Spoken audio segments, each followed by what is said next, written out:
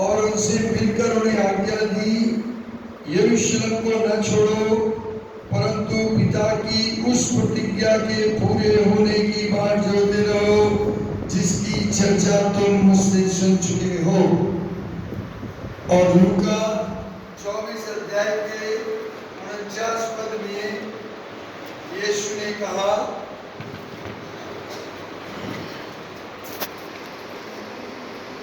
देखो जिसकी प्रतिज्ञा मेरे पिता ने की है, मैं उसको तुम पर उतारूंगा, और जब तक स्वर्ग से सामर्थ्य न पाओ तब तक तुम इसी नगर में ठहरे रहो।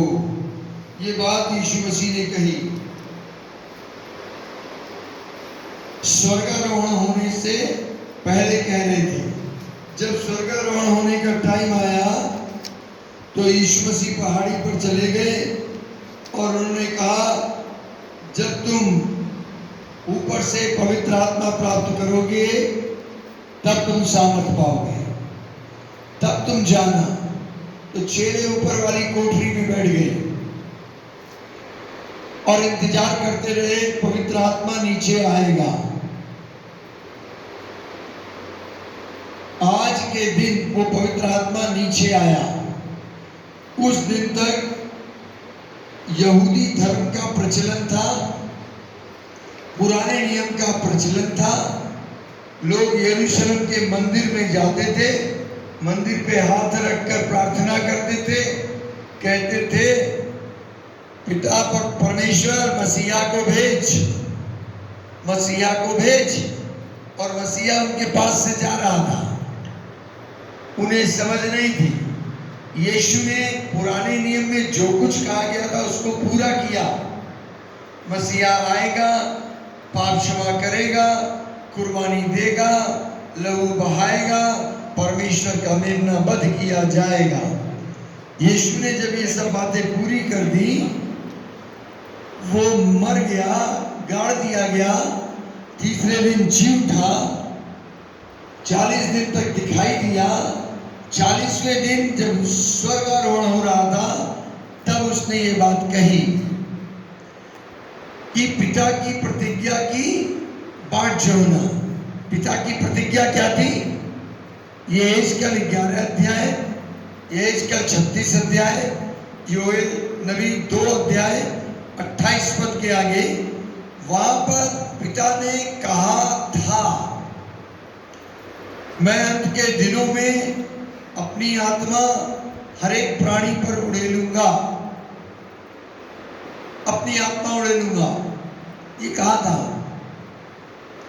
यीशु ने भी अपने लोगों से कहा था, यूहन्ना 14 अध्याय 16-17 पद में, मैं पिता से प्रार्थना करूंगा, वो तुम्हें एक और सहायक देगा, उसका नाम सत्य का आत्मा होगा, वो तुम्हारे साथ होगा, तुम्हारे अंदर होगा। ये बातें आप सब सुन चुके हैं, जानते हैं।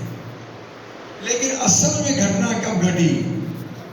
50वां रोज जब आ गया, यीशु के मरकर जी उठने का 50वां रोज, बाइबल में उसे पेंटिकॉस्ट डे कहा गया।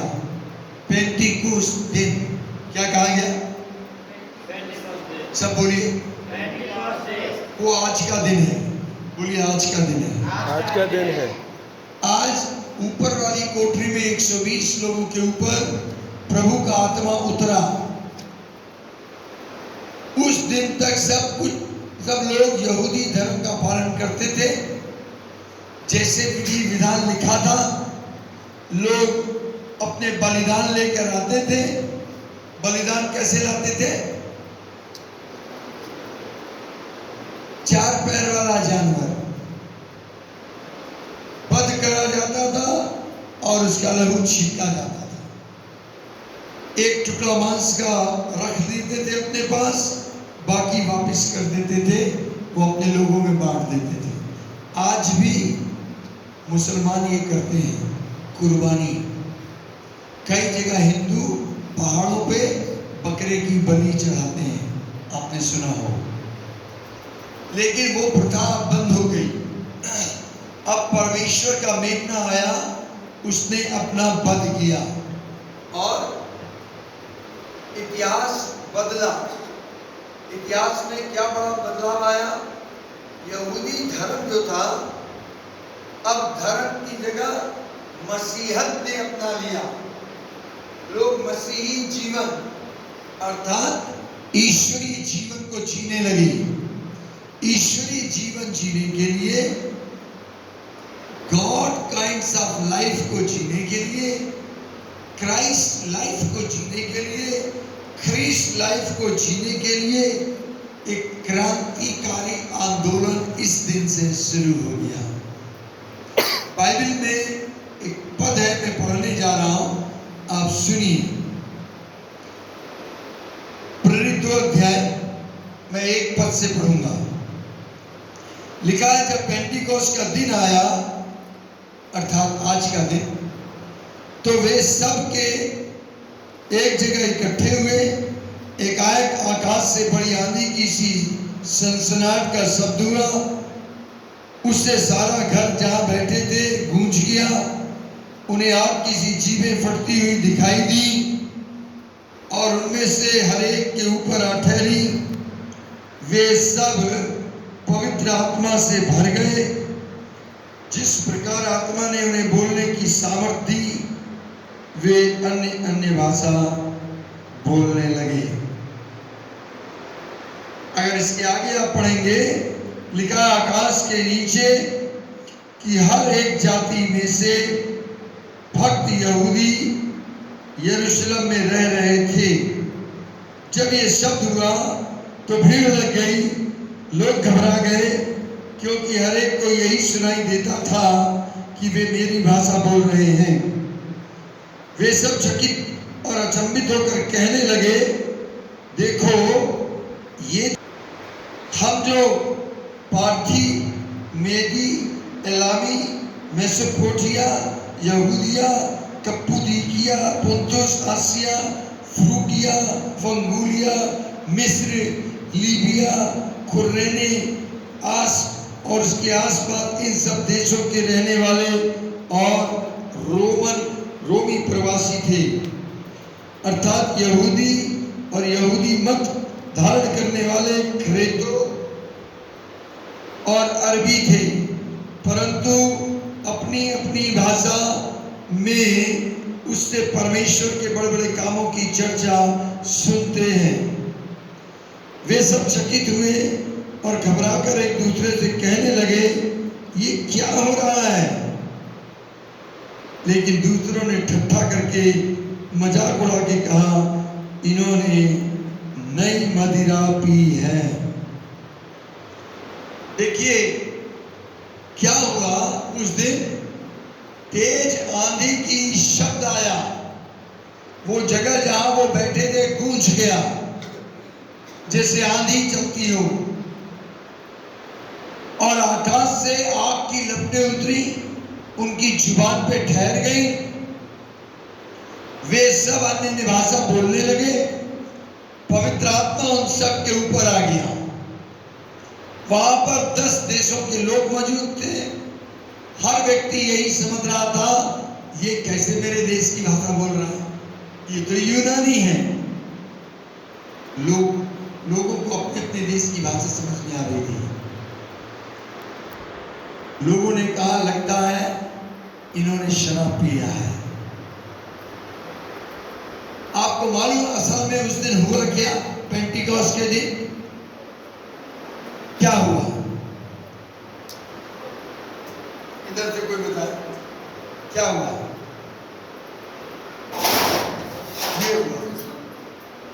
ये हुआ उस दिन, तेज हवा चली। क्या हुआ? पवित्र आत्मा आ गई, तेज आवाज आई, आंधी चली, जगह गूंज गई, आग की लपटें आई, जुबान पे ठहर गई और सब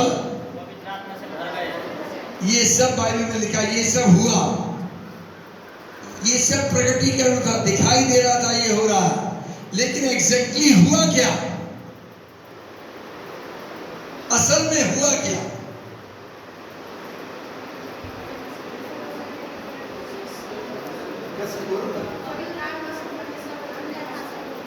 असल में क्या हुआ? असल में क्या हुआ? सुनो, असल में परम पिता परमेश्वर पवित्र आत्मा के रूप में उनके अंदर समा गया। हालेलुया। यीशु ख्रीस्त आत्मा के रूप में उनके अंदर चला गया।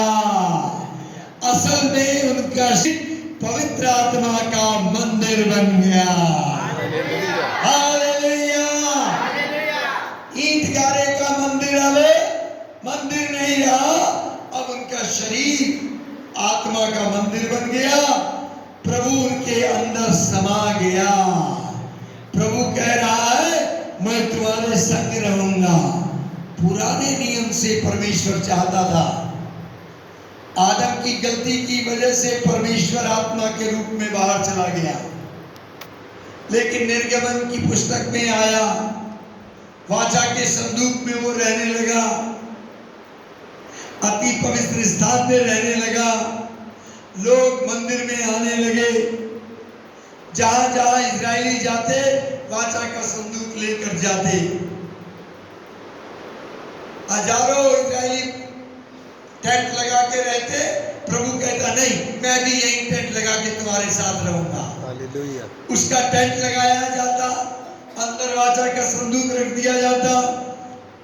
मूसा द्वार पर आता, जब तुरही फूकी जाती, परमेश्वर मूसा के द्वारा सबसे बात करता। शुरू से पिता की इच्छा क्या थी? मैं तुम्हारे साथ रहूंगा।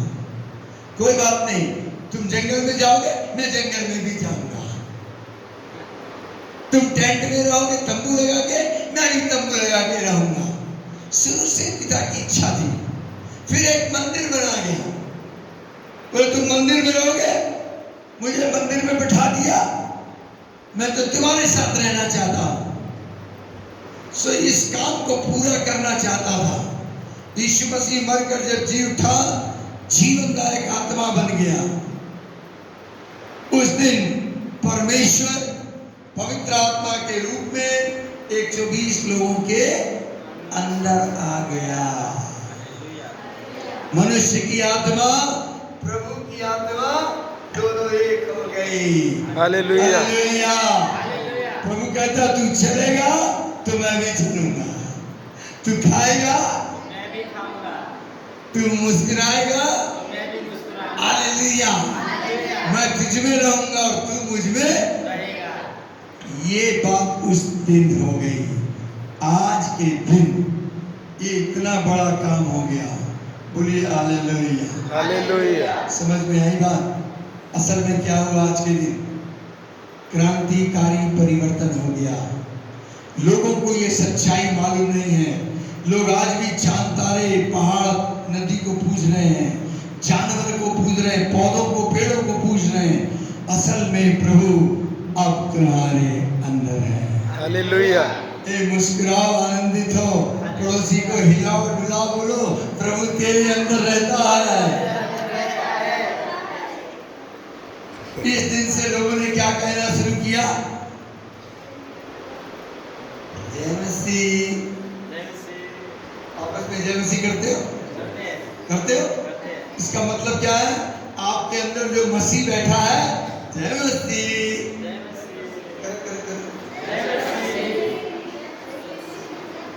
लोगों ने इसे तकिया कलाम बना दिया।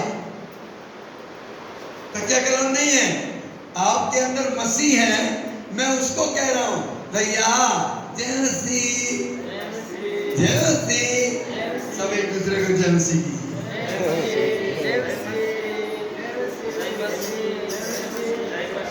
डर गायब हो जाता है, निडरता आती है, प्रकाशन आ जाता है। और जब लोगों ने कहा इन्होंने शराब पी है, तो पतरस बोलने लगे नहीं नहीं, इन्होंने शराब नहीं पी, इन्होंने मदिरा पान नहीं किया है। ये वो बात है जो योएल नबी के द्वारा परमेश्वर ने कहा था, अंत के दिनों में अपनी आत्मा तुम्हारे अंदर उड़ेल दूंगा। ये अंत की बात है। आत्मा अंदर आ गया है, परमेश्वर हमारे अंदर आ गया है।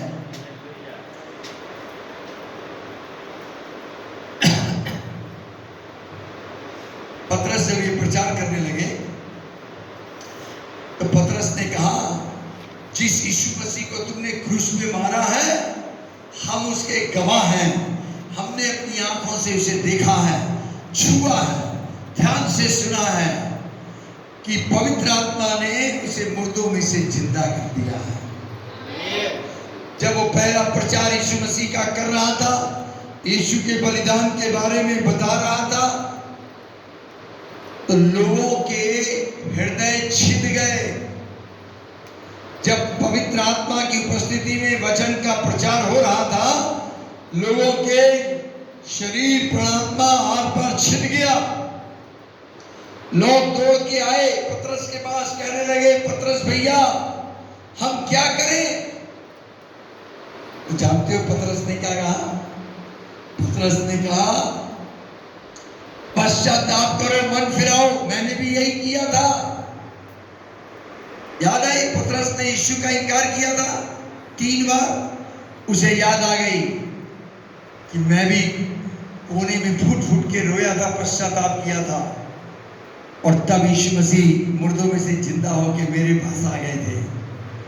आज प्रभु की आत्मा मेरे अंदर आ गई है। हालेलुया। हालेलुया। उसको मालूम था मैंने क्या किया। उसने तुरंत कहा, मन फिराओ।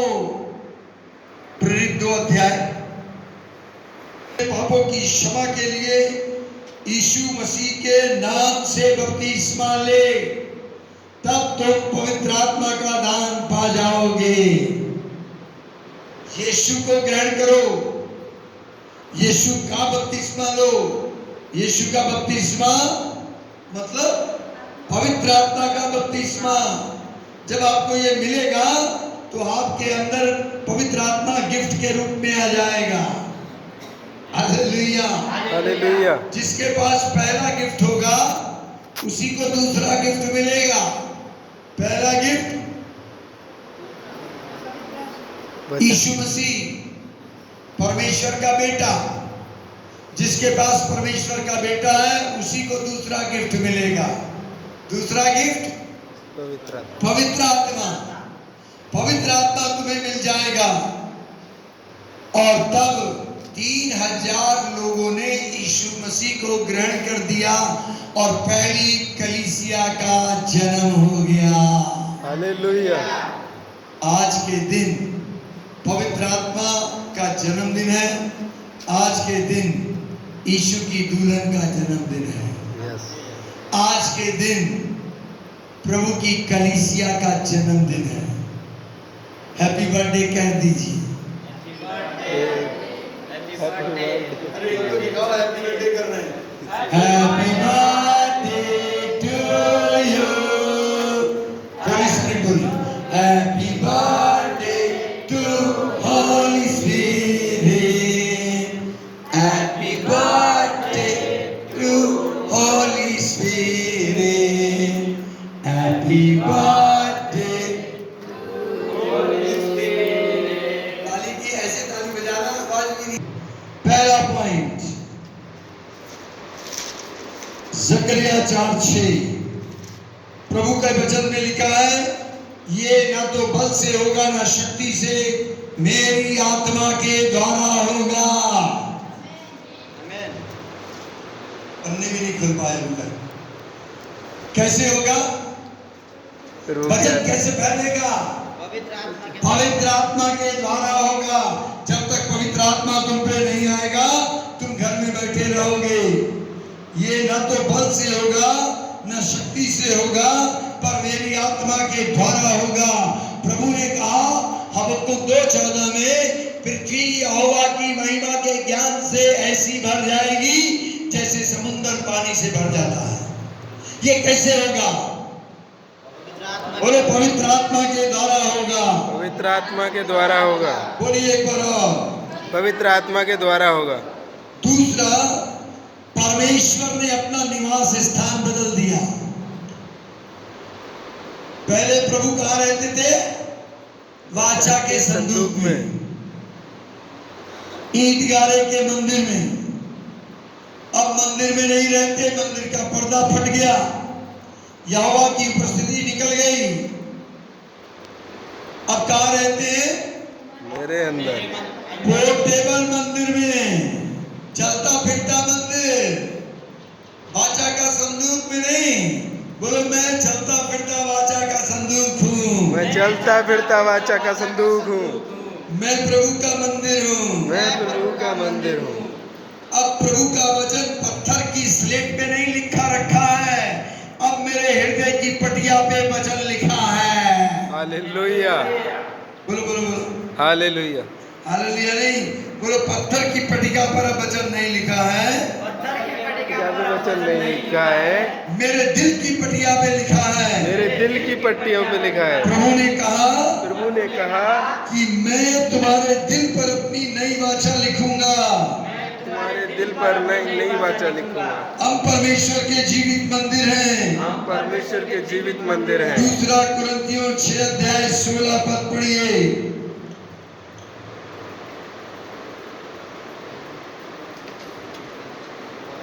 जल्दी पढ़िए। सुन, ऐसे दिन आने वाले हैं जब मैं इस्राएल और यहूदा के घरानों से नई वाचा बांधूंगा। वो उस वाचा के समान ना होगी जो मैंने उनके पुरखाओं से उस समय बांधी, जब मैं उनका हाथ पकड़कर उन्हें मिस्र देश से निकाल लाया। क्योंकि यद्यपि मैं उनका पति था, तो भी उन्होंने मेरी वो वाचा तोड़ डाली। परंतु जो वाचा मैं उन दिनों के बाद इस्राएल के घराने से बांधूंगा, वो ये है, मैं अपनी व्यवस्था उनके मन में समवाऊंगा, उसे उनके हृदय पर लिखूंगा, और मैं उनका परमेश्वर ठहरूंगा और वे मेरी प्रजा ठहरेंगे। हालेलुया। मत्ती 24 अध्याय। मैं तुमसे सच कहता हूं, पत्थर पर पत्थर भी न छूटेगा, सब ढा दिया जाएगा। अब ईंट गारे के मंदिर में प्रभु नहीं रहेगा, कहाँ रहेगा? मेरे अंदर। मेरे दिल पर उसकी वाचा लिखी जाएगी, मैं उसकी पत्री हूं। पवित्र आत्मा से वचन लिखा गया है, प्रभु अपनी वाचा मेरे दिल में ठहरा देगा। आमीन आमीन। तीसरा पॉइंट लिखिए,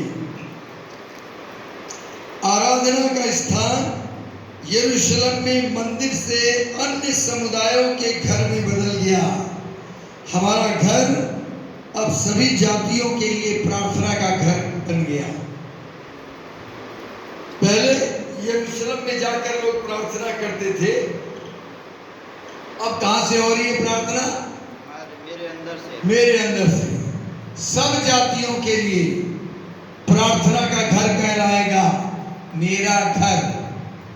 प्रभु का घर कौन है? अब बोलो मैं। मेरे अंदर से सभी जातियों के लिए प्रार्थना होगी। आज आपने इंडिया के लिए प्रार्थना की, नेपाली होते हुए भी। इसके अंदर से प्रभु का आत्मा प्रार्थना कर रहा है। हर देश के लिए हम प्रार्थना करेंगे। तो देखिए, हर देश के लिए, मलेशिया के लिए, Lebanon, Kuwait, Kenya, Israel, Ireland, Iraq, Iceland, Bahrain, Austria, Australia, Argentina, Afghanistan, Germany, और क्या है, Hong Kong, Guyana, Georgia, France, Egypt, Colombia, Canada, Brazil, Bangladesh, Spain, South Korea, Panama, Pakistan, Oman, North Korea, New Zealand, South Africa, Singapore, Scotland, Russia, Qatar, Nepal, Namibia, Mongolia, Mexico, Kazakhstan, Italy, Japan, Jordan, Indonesia, England, Bangladesh, Pakistan और USA. सब देशों के लिए प्रार्थना कहां से होगी? बोलो मेरे अंदर से होगी। मेरे अंदर से हो रही है। मैं प्रभु का मंदिर हूँ। मैं प्रभु का मंदिर हूँ। प्रभु का आत्मा मुझ पर है। प्रभु का आत्मा मुझ पर है। अब आराधना का घर मैं बन गया हूँ। आराधना का घर मैं बन गया। नेक्स्ट पॉइंट लिखिए, इसमें आयत लिख लीजिए, मलाकी 1 अध्याय 11 पद, मरकुस 11 अध्याय 17 पद। पहले आराधना का समय सुबह और शाम बलि देने से होता था, बलि चढ़ाई जाती थी। अब सूर्योदय होने से लेकर अस्ताचल तक परमेश्वर की आराधना हो रही है। यानी नो टाइम, कभी भी, कहीं भी, हर समय आप प्रभु की आराधना कर सकते हैं। इब्रानियों 3 अध्याय 13 पद, 10 अध्याय 25 पद, रोमियो 13 अध्याय 10 पद, रोमियो 14 अध्याय 5 और 6 पद।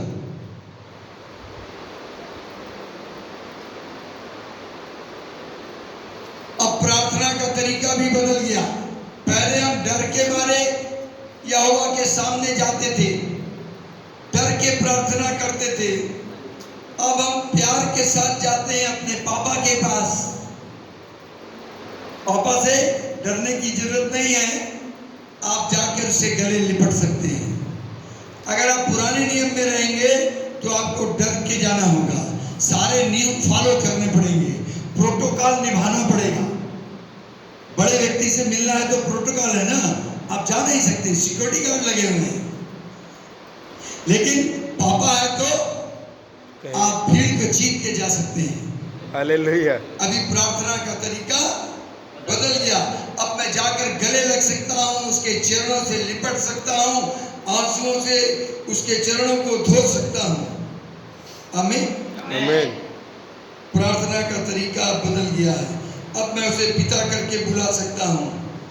उसने मुझे आशीष दी है।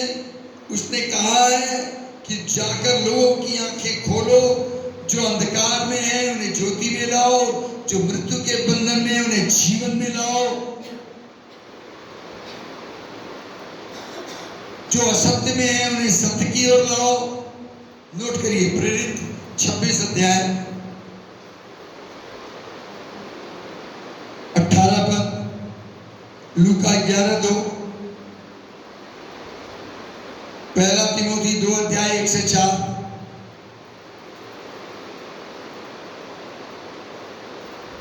दूसरा इतिहास 7 अध्याय 14 पद।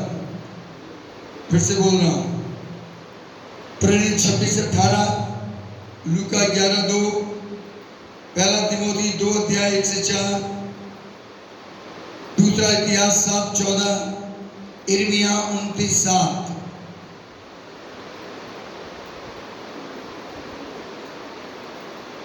पहले क्या होता था, संगीत के इंस्ट्रूमेंट चाहिए होते थे। भजन संहिता में सारे इंस्ट्रूमेंट लिखे हुए हैं, दाऊद सारे इंस्ट्रूमेंट इस्तेमाल करता था। संगीत गायन भी बदल गया। अभी आपने भजन कैसे गाया? ताली बजाई, भजन गा लिया। अब जरूरी नहीं है कि आपके पास सारे म्यूजिकल इंस्ट्रूमेंट हो, झांझ हो, तारदार वाले यंत्र हो, गिटार हो, कैसियो हो, डफली हो, नहीं, कोई जरूरी नहीं है।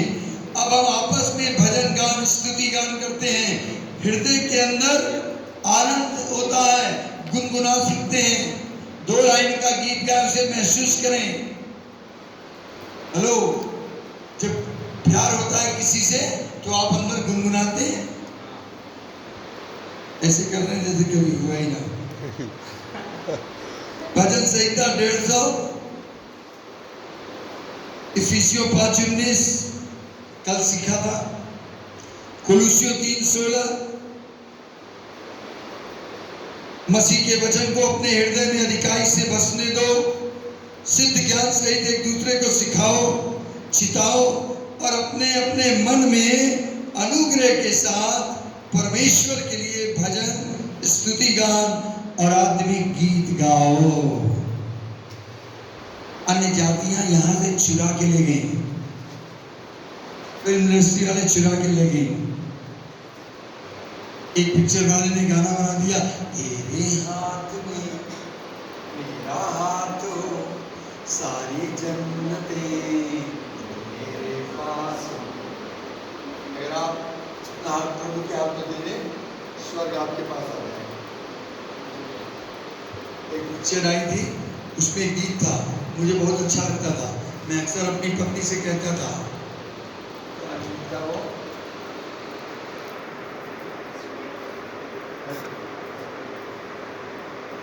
दिखता है यारा मैं क्या करूं, तुझमें रब दिखता है। प्रभु कहाँ है? तुम्हारे अंदर, मेरे तुझमें अंदर। रब दिखता है, मैं क्या करूं? इसीलिए तुम्हें प्यार करता हूं। हाँ, पहले प्यार नहीं करता था, क्यों? प्रकाशन नहीं था। अब मुझे तेरे अंदर प्रभु दिखता है, इसलिए खुद ब खुद प्यार उमड़ता है। हमें आमेन।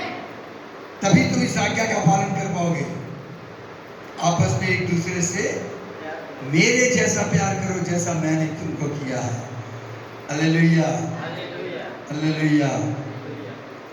नेक्स्ट लिखिए, हमारी विरासत बदल गई, मीरास बदल गई है। हमारी विरासत पहले क्या थी?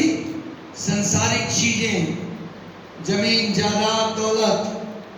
अब हमारे क्या हो गया है? मुझसे मांग, मैं तुझे जाति जाति के लोगों को दे दूंगा। जिस धरती पर तू पैर रखेगा वो तेरी हो जाएगी। मुझसे राष्ट्र के राष्ट्र मांग। लिखो भजन संहिता 2 अध्याय 8 पर।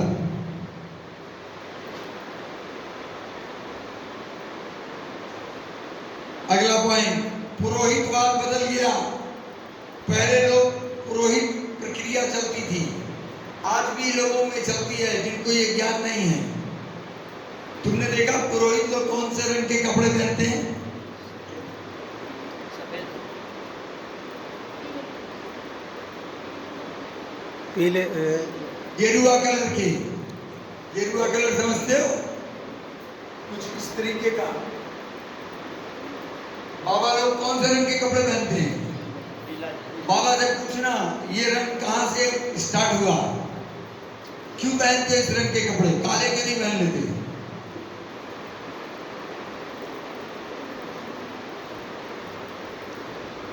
आपको मालूम, जब जानवर की बलि चढ़ाते थे तो खून निकलता था, खून के छींटे कपड़े पे पड़ जाते थे। इतनी बड़ी रोड चढ़ रही है, उनके कपड़े खून से सन जाते थे। जब उसे धोते थे तो वो खून निकलता था, कपड़े पे रंग छप जाता था। तो घर जाते थे, कपड़े उतार के टांग देते थे, दूसरे कपड़े पहन के घर जाते थे। आते थे, फिर वो कपड़े पहनते थे, फिर बलि चढ़ती थी। 4 पैर का जानवर चढ़ाया जाता था। आज 4 पैर का जानवर चढ़ाने की जरूरत नहीं है। आज कितने पैर का जानवर चढ़ाना है? 2। 2 पैर का। 1 है, 2 पैर। कितने जानवर? हेलो वीरगन, कितने पैर का जानवर चढ़ाओगे? 2। कौन है? मैं नहीं, अन्य जातियां। उनको प्रभु का वचन सुनाना है, उनको लेके प्रभु को चढ़ाना है। हालेलुया। हालेलुया। पौलुस कहते हैं रोमियो 15 अध्याय के 16 पद में कि मैं सुसमाचार की सेवा याजक की रीति से करता हूं, अन्य जातियों को पवित्र आत्मा से पवित्र करके पिता परमेश्वर को चढ़ाता हूं। रोमियो 12 अध्याय 1 पद में लिखा है, तुम अपने शरीर को जीवितता पवित्रता के साथ परमेश्वर को भाता हुआ बलिदान करो, यही तुम्हारी आत्मिक सेवा है। कितने पैर वाला जानवर चढ़ाओगे? 2 पैर वाला। 4 वाले की जरूरत नहीं है, उसको तो हम ही खा लेंगे यार। नहीं, प्रभु को क्यों खिलाना? 2 पैर वाला जानवर चाहिए, ये असल भेंट होगी। आप देख रहे हैं सब कुछ परिवर्तन हो गया। गाने का तरीका बदल गया, प्रार्थना का तरीका बदल गया, भेंट बदल गई, पुरोहित भी बदल गया। अब पुरोहित कौन है? बोलो मैं हूं। मैं हूँ। कौन सा समाचार सुनाएगा? मैं। कौन 2 जानवर वाला 2 टांग वाला जानवर लाएगा? मैं। कौन चढ़ाएगा? मैं। अब आप पुरोहित बन गए हैं। आपको गेरुआ वस्त्र पहनने की जरूरत नहीं है, कोई भी रंग का वस्त्र आप पहन सकते हैं। बदलाव दिख रहा है? ये सब यीशु मसीह ने कर दिया है।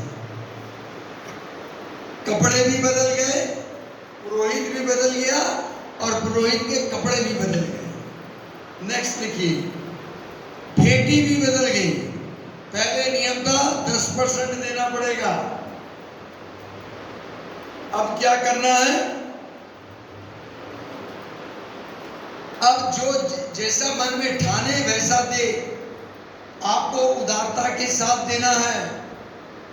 आपका दिल देने वाला हृदय होना है। 10% ही नहीं 100% हो गया है। अपने आप को चढ़ा दो। जहां तन और मन होगा वहीं धन होगा। हेलो, बोलो, जहां तन और मन होगा, जहाँ तन और मन होगा वहीं वहीं धन धन होगा। होगा। लोग धन छिपा के रखते हैं, कुछ लोग पीछे रखते हैं छिपा के, कुछ यहाँ जेब बना के इसमें रखते हैं, कुछ यहाँ रखते हैं छिपा के। तो अगर तन मन चढ़ा दिया तो तुम्हारा रुपया भी चढ़ गया। जहाँ तन मन होगा, बोलो, वहीं धन होगा। जहाँ तन मन होगा वहीं धन होगा। 10% नहीं, 10% नहीं, बोलो 100%। 100%, ज्यादा से ज्यादा ज्यादा से ज्यादा प्रभु के राज्य को बढ़ाना है, प्रभु के राज्य को बढ़ाना है, लोगों को बचाना है, लोगों को बचाना है, घर घर रोटी तोड़नी है। घर रोटी तोड़नी है। मलाकी 3:10, व्यवस्था विवरण 14 अध्याय 22-29,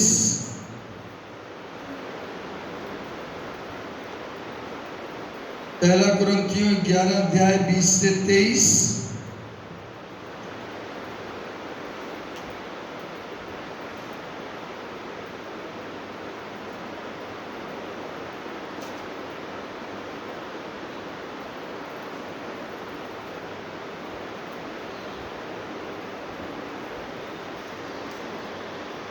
आप नहीं जाए।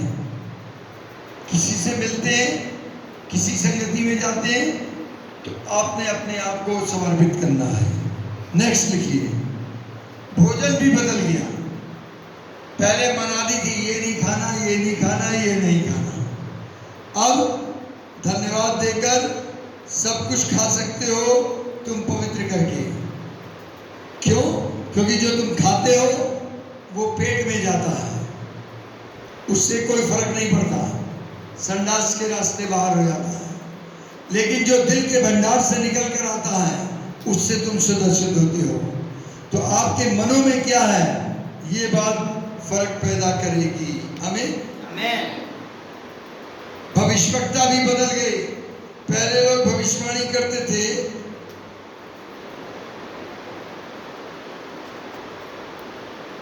यूहन्ना जल से बपतिस्मा देता था। अब आपको क्या करनी है? भविष्यवाणी करनी है। हर एक को आत्मा का बपतिस्मा देना है। हर एक जन भविष्यवाणी कर सकता है। मत्ती 3 अध्याय 11 पर, लूका 9 अध्याय 1 से 3, प्रेरित 2 अध्याय 37 से 39,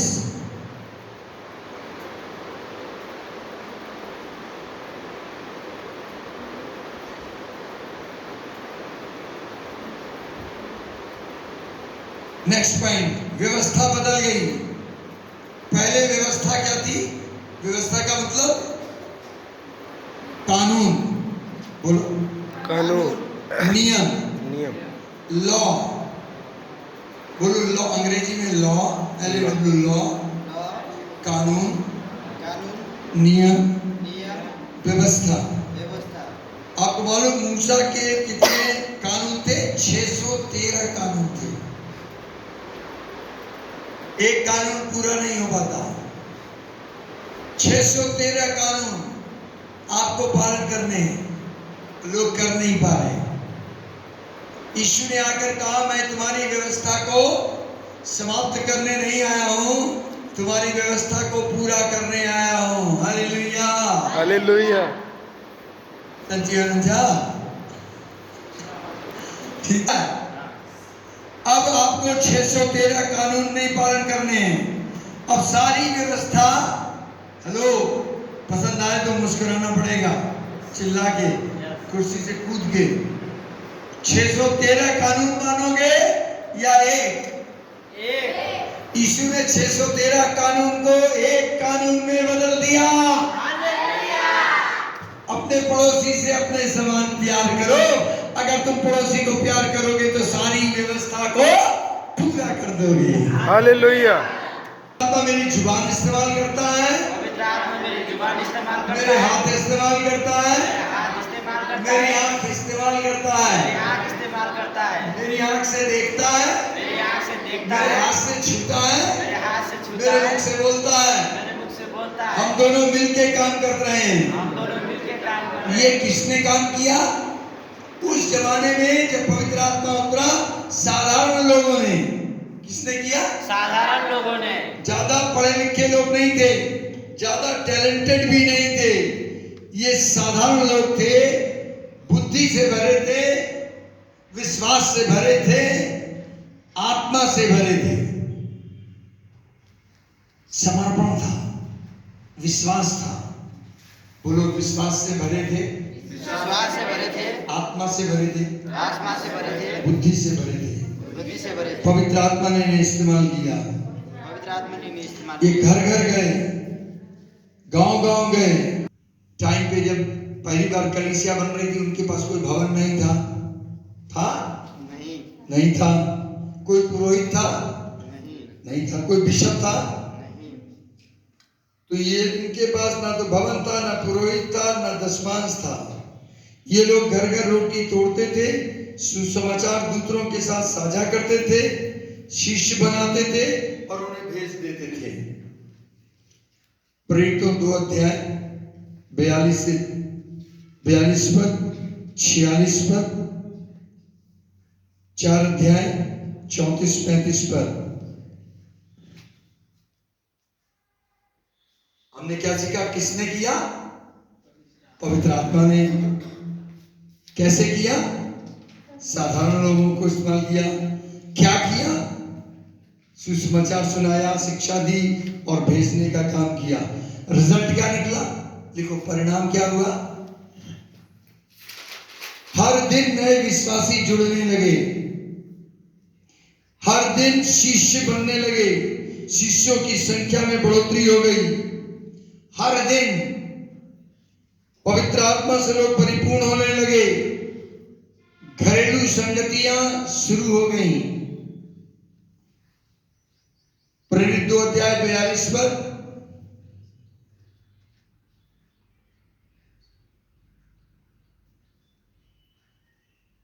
2 अध्याय 47 पर,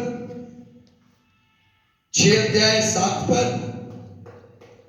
16 अध्याय 5 पर।